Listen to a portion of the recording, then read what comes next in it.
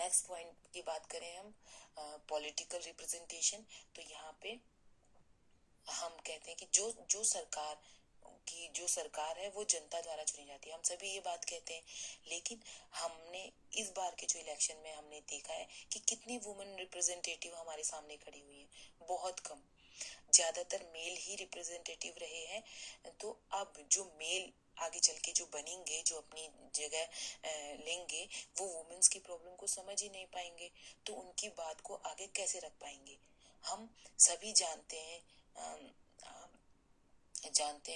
या कि हम पोजीशन के साथ, मतलब हम सभी इस बात को जानते हैं कि पोजीशन के साथ हमें क्या होती है, उस पोजीशन के साथ जो रिस्पेक्ट जुड़ी होती है वो भी मिलती है, जिसे हम पोजीशन के साथ जोड़ देते हैं।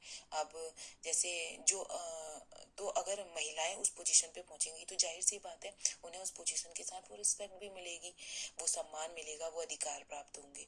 तो जहाँ पे मेल का ही ज्यादा दबदबा रहेगा तो वहां पे महिलाएं तो उस जगह पे पहुंच ही नहीं पाएंगी, तो उन्हें उन अधिकारों का, उन सम्मानों से वंचित होना पड़ेगा। तो ये भी एक जेंडर इनइक्वालिटी का क्या बना, कारण बना है। ठीक।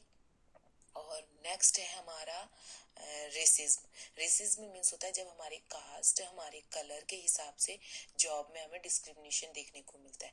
मीन्स अगर आप वाइट वुमेन है या आप ब्लैक वुमेन है तो उस हिसाब से आपको जॉब दिया जाएगा या पोजीशन दी जाएगी।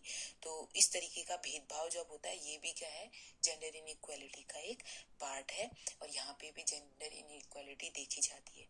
नेक्स्ट पॉइंट की बात करें तो इसमें सीधा हम एग्जाम्पल से समझते हैं कि अगर घर पर कोई मेहमान आ जाता है तो माँ बेटे को कहने की बजाय बेटी को बोलती है कि बेटी जाओ पानी ले आओ या चाय बना लाओ। तो ऐसा नहीं होता कि बेटे से ये बात बोली जाए, तो ऐसा बचपन से ही उन्हें सिखा दिया जाता है कि गर्ल्स किचन का काम करेंगी, तो बॉयज खेलेंगे या ये सारी चीजें। तो होता क्या है, ओवरऑल ये डिस्क्रिमिनेशन भी देखने को मिलता है, जिससे कि कहीं ना कहीं क्यों ये काम बॉयज नहीं कर सकते, क्यों माँ बेटी को ही ये सारे काम बोलती हैं, जिसकी वजह से जो लैंगिक असमानता है वो बढ़ती है। तो ये सारे पॉइंट हमारे लैंगिक असमानता के कारण रहे। तो अभी हम स्टेप पढ़ लेते हैं कि किन के कैसे कैसे, मतलब इनकी बात करेंगे, स्टेप्स को आगे वन बाय वन हम पढ़ते हैं। लिखा है स्क्रीन पे, आप सभी देख भी रहे हैं कि steps that should be taken to reduce gender bias, यानी कि कैसे हम जेंडर बाइस को या लैंगिक पक्षपात को कम कर सकते हैं। उन सारे स्टेप्स को हम देखते हैं वन बाय वन। तो सबसे पहला पॉइंट है गर्ल्स या वुमेन से बात करके। सबसे पहली बात तो ये है कि गर्ल्स और वुमेन को पता ही नहीं होता कि उनके साथ गलत हो रहा है। वो ऐसा समझ के बैठी होती है कि वो तो ये बचपन से ही होता, उनके साथ ये बचपन से ही होता आ रहा है, या वो बचपन से ही ये सारी चीजें करती आ रही है। तो उन्हें ये नहीं पता होता कि ये एक भेदभाव है। उनको लगता है कि सभी गर्ल्स के साथ है तो ये नॉर्मल होगा। तो इन चीजों को दूर करने के लिए उनसे बात की जा सकती है, उन्हें बताया जा सकता है कि क्या चीज उनके लिए सही है, क्या गलत है, क्या भेदभाव, किसे हम भेदभाव कहेंगे और किसे हम भेदभाव नहीं कहेंगे। तो नॉर्मली गर्ल्स से या वुमेन से बात करके जो इस तरीके की लैंगिक पक्षपात है उसे कम करने की कोशिश की जा सकती है। और दूसरा हम देखें, गर्ल्स यूज मोबाइल फोन की बात करें तो ऐसा देखा जाता है कि घर के जो बेटे के पास तो फोन या टेक्नोलॉजी यूज करने के लिए पूरी सुविधाएं होती हैं या महंगा फोन है, लेकिन गर्ल्स या बेटी के पास फोन ही नहीं होता। तो ऐसा ऐसा इस सोच के साथ करा जाता है कि अगर बेटी को फोन दे देंगे तो या तो वो बिगड़ जाएगी या वो कुछ और कामों में लग जाएगी। जबकि फोन, हम सभी जानते हैं कि जो फोन है आजकल के समय की जरूरत है या मांग है, ये सभी के पास होना चाहिए। बिकॉज ये एक ऐसी चीज है कि इससे हम मतलब सही और गलत दोनों बातें सीख सकते हैं, और वर्तमान समय में ये बहुत ज्यादा उपयोगी भी है। तो इस तरीके की जो लैंगिक पक्षपात है इन्हें दूर करने के लिए एक तरीके से जो सुविधाएं मतलब बेटों को या पुरुषों को मिल रही हैं, वही सुविधाएं बेटियां या महिलाओं को भी मिलने पर जोर दिया जाना चाहिए, उन्हें मिलनी चाहिए। नेक्स्ट हम बात करें और सेक्सुअल हैरेसमेंट की जहाँ पे बात हो रही है नेक्स्ट पॉइंट पे, तो बच्चों, अगर हम देखते हैं कि पुराने टाइम पे खासकर ये चीज़ें होती थी कि बचपन में ही शादी कर दी जाती थी, तो बच्चों की शादी अगर बचपन में ही हो जाती थी तो उन्हें उस टाइम पे तो अकल ही नहीं रहती थी कि क्या सही है क्या गलत है। तो वो जो फैमिली की जो रिस्पॉन्सिबिलिटी होती है, वो जो जिम्मेदारियां हैं, वो सही तरीके से नहीं निभा सकती थी क्योंकि उनके बचपन में ही शादी हो गई है। तो वो एक तरह से उनके साथ क्या हो रहा था, सेक्सुअल हैरेसमेंट हो रहा है। या तो इसे रोकने की जरूरत है जिससे कि उन्हें जानकारी दी जाए। इसीलिए हमारी सरकार ने एक एज लिमिट भी डिसाइड की है। बाल विवाह को रोकने के लिए बहुत सारे प्रयास किए गए। इवन अब ये सारी चीजें बहुत कम हो चुकी हैं, लेकिन अभी भी कुछ एरियाज ऐसे होंगे जहाँ पे अभी भी ये सारी चीजें चल रही होंगी। तो उन्हें भी इस बात को लेकर के अवेयर करने की जरूरत है कि कैसे आप इन चीजों को रोक सकते हैं, क्यों रोकना जरूरी है ये बताना जरूरी है, कैसे के साथ साथ क्यों की जानकारी भी उन्हें देना बहुत जरूरी है। नेक्स्ट है, नेक्स्ट पॉइंट की अगर हम बात करें तो हमने देखा है कि टीचर का रोल बहुत ज़्यादा होता है एक बच्चे की लाइफ में या एक समाज में हम कह सकते हैं। तो क्लासरूम से भी टीचर इस भेदभाव की भावना को दूर करने में हेल्प कर सकता है। तो ऐसा अगर अगर टीचर ही ऐसा कर दे कि बॉयज़ को आगे बैठाना शुरू कर दे और गर्ल्स को पीछे बैठाना शुरू कर दे, तो ये एक भेदभाव सामने देखने को मिलेगा। लेकिन ये पक्षपात होता नहीं है। बाई चांस अगर ऐसा होता तो क्योंकि हम सभी जानते हैं कि जो विद्यालय होता है वो समाज का लघु रूप है। अगर एक अध्यापक ही अपनी क्लास में ये सारी चीजें कर रहे होते तो बच्चों के अंदर, इवन स्पेशली अगर आप बॉयज को आगे बैठा रहे हैं, तो बॉयज के अंदर ये भावना हो जाती कि विकसित हो सकती थी कि नहीं, हम सुपीरियर हैं इसलिए हम आगे बैठे, गर्ल्स जो हम मतलब हमसे बाद में आती है।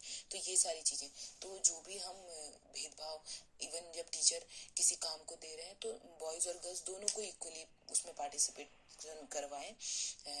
ऐसा ना करें कि ये काम थोड़ा सा टफ है या इस तरीके का है कि गर्ल्स नहीं कर पाएंगे। ये भेदभाव अध्यापक को भी क्लासरूम में नहीं करना चाहिए।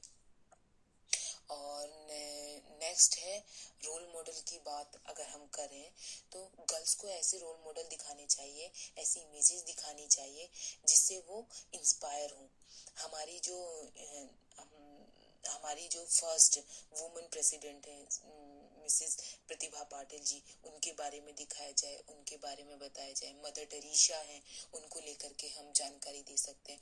और भी पहले की, यानी कि पहली महिला आईएएस अधिकारी के बारे में अगर हम बताएं तो वो भी, या जैसे स्पोर्ट्स में अभी हिमा दास का नाम बहुत आ रहा है।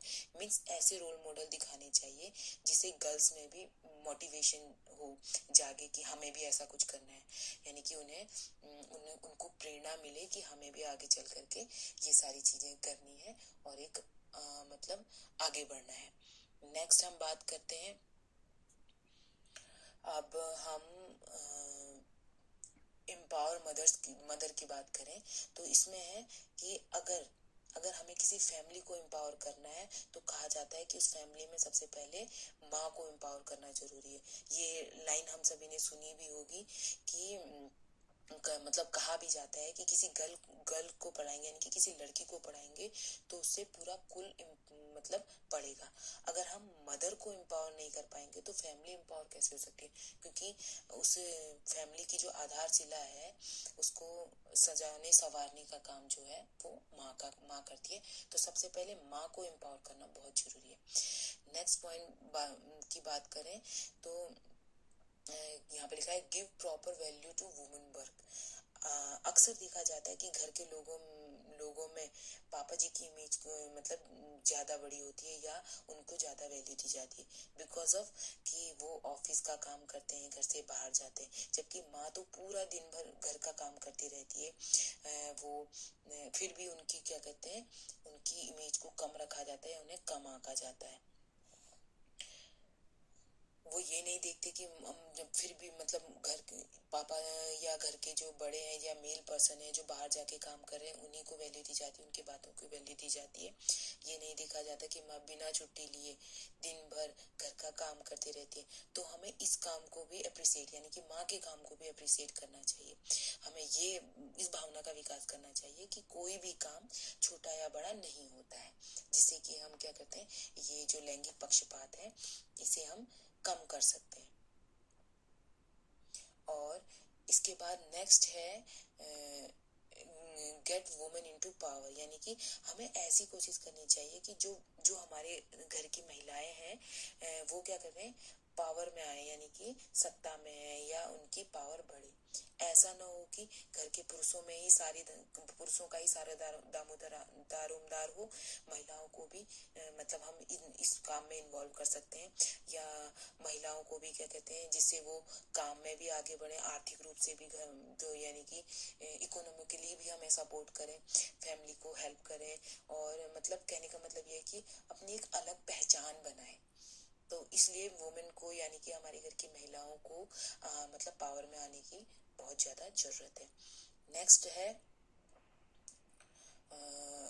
Encourage women into non traditional vocation. कहने का मतलब है कि जो फैमिली में चली आ रही रूढ़िवादी विचारधाराएं हैं उन्हें तोड़ करके आगे बढ़ने के लिए भी हमें अपनी घर की महिलाओं को या हमारे समाज की महिलाओं को क्या करते हैं, प्रोत्साहित करना चाहिए।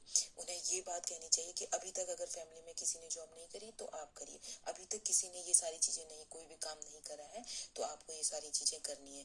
यानी कि ओवरऑल अगर हम बात करें तो वर्क टुगेदर की भावना का विकास करना है कि हम मेल और फीमेल या मेल और वुमेन या मैन की बात करें तो दोनों को मिल करके कार्य को करना चाहिए। इस भावना का विकास हमें करना पड़ेगा, तभी हमारे देश, हमारे समाज, हमारे राष्ट्र से जो ये लैंगिक पक्षपात की भावना है इसे दूर किया जा सकता है। देखिए फिगर में आप सभी देख भी रहे होंगे, जो सामने पे स्लाइड में सो रहा है, एक चश्मे का फ्रेम बना है, एक साइड को लड़की है तो दूसरी साइड को लड़का है। कहने का मतलब ये है कि हमें दोनों को ही इक्वल नजरिए से देखना पड़ेगा, दोनों को ही इक्वल अपॉर्चुनिटी देनी पड़ेगी, दोनों को ही समान रूप से समान समझना पड़ेगा, तभी और तभी हम क्या कर सकते हैं, इस लैंगिक पक्षपात की भावना को दूर कर सकते हैं। तो आज की क्लास के लिए आप सभी का बहुत बहुत धन्यवाद। मिलते हैं अगली क्लास में।